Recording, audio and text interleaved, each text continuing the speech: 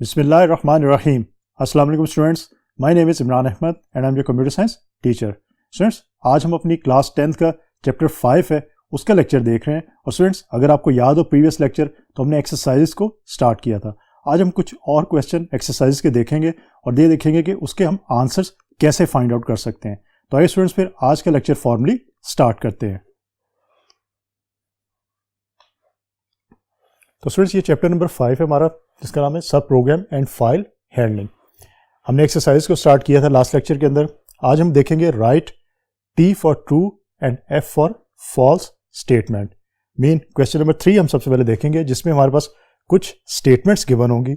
हमने ये देखना है कि ये स्टेटमेंट हमारी ट्रू है या फॉल्स है। स्टेटमेंट को स्टूडेंट्स आपने अच्छी तरह पढ़ना है, समझना है, और फिर ये देखना है कि आपकी ये स्टेटमेंट आपके लेक्चर से किस एरिया में से ली गई है। मीन आपका जो चैप्टर था उसमें किस एरिया में से आपकी ये स्टेटमेंट ली गई है। फिर आप स्पेसिफिकली जो कॉन्सेप्ट होगा उस एरिया से रिलेटेड उसकी बेस के ऊपर आंसर जो है वो लिख सकते हैं, तो आपका आंसर जो है वो सही हो सकता है। Number 1, there are 3 techniques to organise files. Students, हमने अपने चैप्टर के अंदर जो चैप्टर 5 है इसके अंदर 2 टेक्निक्स पढ़ी थी, सीक्वेंशियल और दूसरी कौन सी, रैंडम। इसका मतलब है कि 3 टेक्निक्स नहीं है हमारे पास बेसिकली 2 है। So this is false statement. So मैं इसको F मेंशन कर देता हूं। Number 2, statement end must be placed at the end of main program. Students, हम प्रीवियस जितने भी चैप्टर्स करते रहे, हमने GW बेसिक के अंदर जब भी प्रोग्राम लिखे हम लास्ट के ऊपर क्या करते थे, खासतौर पे इनडायरेक्ट मोड के अंदर हम एंड करते थे प्रोग्राम को। मीन कंप्लीट प्रोग्राम के लास्ट के ऊपर हम उसको एंड करते थे। तो इसका मतलब कि statement end must be placed at the end of main program, ये आपकी ट्रू स्टेटमेंट है, आप ये काम करते रहे। सो इसको मैं T मेंशन कर देता हूं। Number 3, fix function gives an integer value by rounding off the fractional part. Mean इसमें आप ये देखना है आपने जो फिक्स आपका फंक्शन है वो बेसिकली काम क्या कर रहा है, और जो बताया गया यहाँ पे आया वही वो काम करे। अगर तो वही काम करे तो फिर ये आपकी ट्रू स्टेटमेंट है, अदरवाइज ये आपकी फॉल्स स्टेटमेंट है। तो यहां पे क्या कहा जा रहा है, fix function gives an integer value by rounding off the fractional part. Mean fractional part को राउंड ऑफ करके आपको रिजल्ट देगा फिक्स का फंक्शन। लेकिन स्टूडेंट्स, आप लोगों को याद है अच्छी तरह कि फिक्स का फंक्शन क्या काम करता है। इनफैक्ट फिक्स का फंक्शन आपका फ्रैक्शनल पार्ट को माइनस कर देता है, खत्म कर देता है, वो राउंड ऑफ नहीं करता। सिर्फ फॉर एग्जाम्पल 4.6 है तो 0.6 को वो खत्म कर देगा, आपको आंसर में 4 जो है वो वैल्यू शो होगी। तो याद रखिएगा जो ये मेंशन है यहाँ पे कि value by rounding off the fractional part, ये आपका फॉल्स है। तो ये फॉल्स स्टेटमेंट आपकी होगी। स्टूडेंट्स, इसका आंसर आप सही तभी कर सकते हैं अगर आपको फिक्स फंक्शन के बारे में पता है कि फिक्स का जो फंक्शन है वो क्या फंक्शन परफॉर्म करता है, वो क्या काम परफॉर्म करता है, या क्या टास्क वो परफॉर्म कर सकता है। और ये काम आप तभी याद रख सकते हैं अगर आपने ये अपने एग्जाम्पल्स के अंदर आपने इसको करके देखा हो। तो इसलिए मैंने आपको बार बार कहा था जब लेक्चर्स भी दिए थे कि आप इनकी एग्जांपल्स जरूर करके देखिएगा।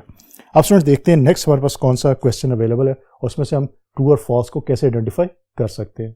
Let's see. Number 4, subroutines are not easy to design and debug and modify. हमने सब रूटीन्स को यूज किया था अपने चैप्टर के अंदर डिफरेंट एग्जाम्पल्स के अंदर, और हमने देखा था कि सब रूटीन्स को यूज करना बहुत ईजी है इनफैक्ट। लेकिन यहाँ पे मेंशन किया हुआ कि subroutines are not easy to design and debug and modify. इसका मतलब है कि ये आपकी स्टेटमेंट जो है वो फॉल्स स्टेटमेंट है।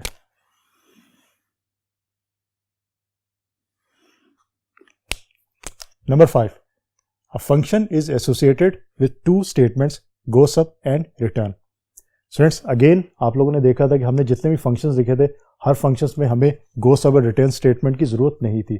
ये स्पेसिफिकली एक फंक्शन था, उसके लिए हम इसको यूज करते थे, अदरवाइज हमें इसकी जरूरत नहीं पड़ती थी। लेकिन यहाँ पे मेंशन है function is associated with 2 statements go sub and return. तो ये आपकी स्टेटमेंट जो है वो क्या होगी, ये फॉल्स स्टेटमेंट होगी। तो इसको मैं F मेंशन कर देता हूँ। Number 6, a file is an organised collection of records. In fact file की डेफिनेशन है और ये डेफिनेशन आपको अच्छी तरह याद होनी चाहिए, एग्जाम्स में आपके ये पूछी जा सकती है। A file is an organised collection of records. तो ये आपकी स्टेटमेंट जो है ये ट्रू स्टेटमेंट है आपकी कि फाइल आपकी in fact organised collection of records ही को कहते हैं हम। सो ये आपकी ट्रू है, इसको मैं टी मेंशन कर देता हूं। Number 7, an open statement must contain a reference to the file. Students, हमने ओपन स्टेटमेंट को यूज़ किया था सीक्वेंशियल फाइल के अंदर, और हमने उसके साथ साथ रैंडम फाइल के अंदर भी यूज़ किया था। तो ओपन फाइल जब भी हम यूज़ करते थे, मीन ओपन की स्टेटमेंट को हम यूज़ करते थे सीक्वेंशियल फाइल को ओपन करने के लिए, तो हम उसके साथ साथ क्या देते थे, रेफरेंस भी देते थे आपको उस स्पेसिफिक फाइल का। तो इसका मतलब है कि an open statement must contain a reference to the file. ये आपकी ट्रू स्टेटमेंट है कि आपने जब भी ओपन की स्टेटमेंट भी यूज़ करना है, आपने फाइल का रेफरेंस भी साथ देना होता है। So this is true statement. Next, built-in function can also be defined as library functions। Again हमने लेक्चर्स में बात की थी कि built-in functions को हम लाइब्रेरी फंक्शंस का नाम भी देते हैं। उसके कंट्रास्ट में हमारे पास यूज़र डिफाइंड फंक्शन होते हैं, जो यूज़र बनाता है फंक्शन या यूज़र डिफाइन करता है, लेकिन आपके जो बिल्ट इन फंक्शंस हैं वो लाइब्रेरी फंक्शंस भी कहलाते हैं। सो ये आपकी ट्रू स्टेटमेंट है।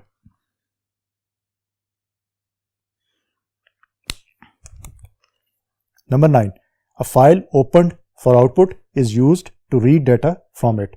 स्टूडेंट्स, हम लोगों ने सीक्वेंशियल फाइल के अंदर देखा था कि फाइल को जब हम ओपन करते हैं तो ओपन करने के बाद हम आउटपुट का कीवर्ड यूज़ करते हैं या आउटपुट का मोड हम यूज़ करते हैं। तो आउटपुट के मोड के अंदर हम रीड करते हैं या कुछ और करते हैं।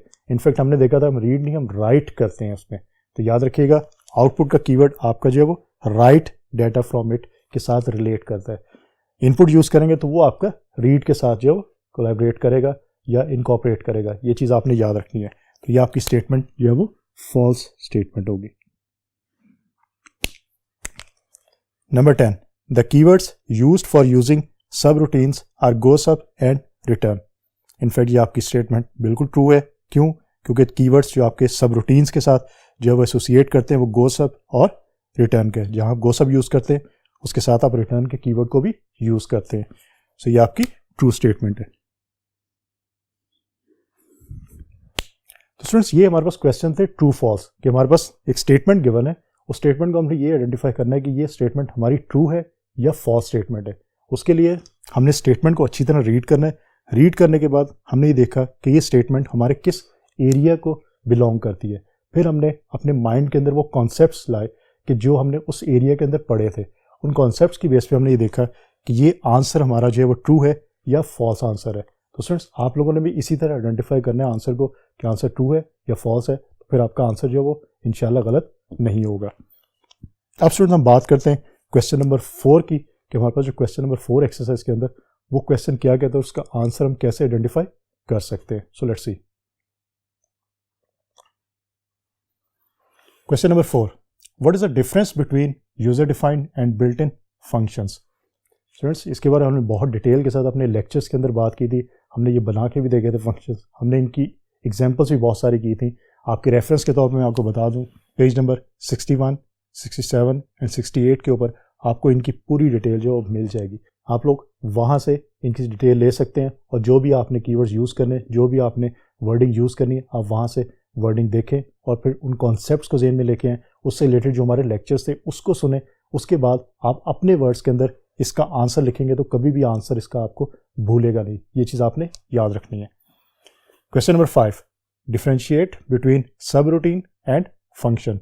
सब रूटीन और फंक्शन के दरमियान डिफरेंस क्या है? उस डिफरेंस के लिए आपकी जो टेक्स्ट बुक है उसमें पेज नंबर 69 के ऊपर डिटेल मौजूद है। हम लेक्चर्स के अंदर इसकी बात कर भी चुके हैं। मैं अगेन रिकमेंड करूंगा कि आप इस पेज की ज़रूर जाएं, लेकिन वहाँ पे जो इन्फॉर्मेशन है उससे रिलेटेड हमारा जो लेक्चर है आप उसको सुनिएगा। वहाँ से आप इन्फॉर्मेशन लें, वहाँ से आपको आंसर भी इजीली मिल जाएगा। उस आंसर को आप अपने वर्ड्स के अंदर जो है वो लिखें ताकि आपको नेक्स्ट टाइम वो आंसर ना भूले। Question number 6, describe the use of go sub return statement. Page number 69 के ऊपर इसकी डिटेल मौजूद है। उसके साथ साथ हमने एग्जांपल्स की थी अपने लेक्चर्स के अंदर, काफ़ी सारी एग्जांपल्स की थी। उसमें हमने गो सब और रिटर्न स्टेटमेंट को यूज़ किया था। आप किसी भी एग्जांपल को ले सकते हैं और यहाँ पे आंसर में लिख भी सकते हैं। Question number 7, what is the difference between sequential and random files. Students, इसके बारे में बहुत डिटेल से हमने पढ़ा था कि सीक्वेंशियल फाइल क्या होती है और रैंडम फाइल्स क्या होती हैं। पेज नंबर 70 के ऊपर आपको इसकी डिटेल मिल जाएगी कि सीक्वेंशियल और रैंडम फाइल्स के अंदर मेजर डिफरेंसेस क्या हैं। स्टूडेंट्स, ये क्वेश्चन बहुत इंपॉर्टेंट क्वेश्चन है आपके एग्जाम पॉइंट ऑफ व्यू से। आपके एग्जाम्स में सीक्वेंशियल और रैंडम फाइल्स के बारे में बहुत डिटेल से और बहुत ज़्यादा पूछा जा सकता है, इसलिए इसको आपने अच्छी तरह याद रखना है कि सीक्वेंशियल और रैंडम फाइल्स के अंदर बेसिकली मेजर डिफरेंस क्या है। मैं इसकी एग्जांपल आपको बता देता हूँ जो हमने लेक्चर्स के अंदर भी डिस्कस की थी, दोबारा से आपके माइंड को रिफ्रेश कर देता हूँ कि स्टूडेंट्स फॉर एग्जांपल हमने अगर किसी फाइल में से कोई रिकॉर्ड नंबर 30 जो है उसको एक्सेस करना है, तो सीक्वेंशियल फाइल के केस में ये होगा कि पहले रिकॉर्ड नंबर 1 को चेक किया जाएगा, फिर रिकॉर्ड 2 को, फिर 3 को, फिर 4 को, फिर 5 को एंड सो ऑन, फिर ultimately at the and record number 30 पे पहुंचा जाएगा और फिर आपको रिजल्ट शो होगा। लेकिन रैंडम के केस में जंप करके हम डायरेक्टली रिकॉर्ड नंबर 30 पे चले जाएंगे, हमें रिकॉर्ड नंबर 1, 2, 3 और 29 तक रिकॉर्ड्स चेक करने की ज़रूरत नहीं पड़ेगी। तो इसका मतलब है कि रैंडम फाइल्स आपकी जो फास्ट होते एक्सेस होती है उसके अंदर as compare to sequential files के अंदर। Question number 8, describe the way of opening, closing, reading and writing to a sequential file. इसकी भी हमने डिटेल के साथ बात की थी और फिर हमने इसकी एग्जांपल भी करके देखी थी, मैंने आपको एग्जांपल करवाई भी थी, आप उस एग्जांपल को भी देख सकते हैं।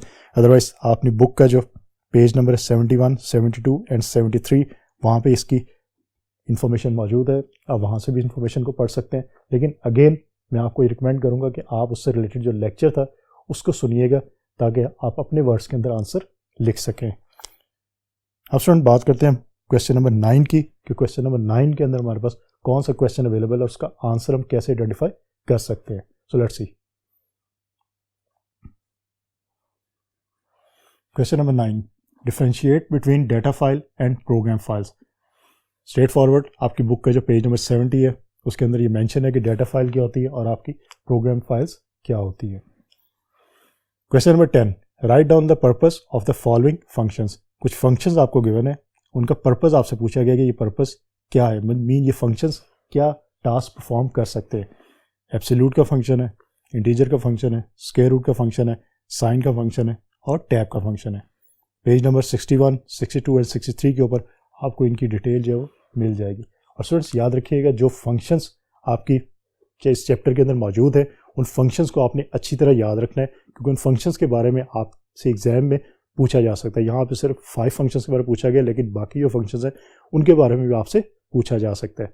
तो स्टूडेंट्स इनफैक्ट आज का जो हमारा लेक्चर था, हमारा जो प्रीवियस लेक्चर था एक्सरसाइज का, उसी को आगे लेके हम चले थे। आज हमने ये देखा था कि क्वेश्चन नंबर 3 के अंदर ट्रू फॉल्स स्टेटमेंट्स कि हमारे पास अगर एक स्टेटमेंट गिवन है और हमने ये आइडेंटिफाई करना है कि वो स्टेटमेंट हमारी ट्रू है या फॉल्स है, तो उसको हम कैसे देखेंगे। उसके बाद हमने देखा कि क्वेश्चन नंबर 4 के अंदर 5, 6, 7, 8, 9 और 10 क्वेश्चन तक हमने देखा और फिर हमने देखा रेफरेंस के तौर पे उन क्वेश्चंस के आंसर्स हमारी बुक के कौन से पेज के ऊपर मौजूद है। लेकिन अगेन स्टूडेंट मैं आपको ये रिकमेंड करूँगा कि आप पेज नंबर पे जाएं, वहाँ पे सिर्फ टॉपिक देखें, उससे रिलेटेड जो हमारा लेक्चर था उसको सुनिएगा, वहाँ से फिर आप आंसर अपने वर्ड्स में लिखेंगे तो वो आंसर फिर आपको कभी भी नहीं भूल सकता। तो स्टूडेंट्स होपफुली आज का लेक्चर आपको अच्छी तरह समझ आ गया होगा। इंशाल्लाह अगली दफ़ा नए लेक्चर के साथ दोबारा मुलाकात होगी, तब तक के लिए अल्लाह हाफिज़।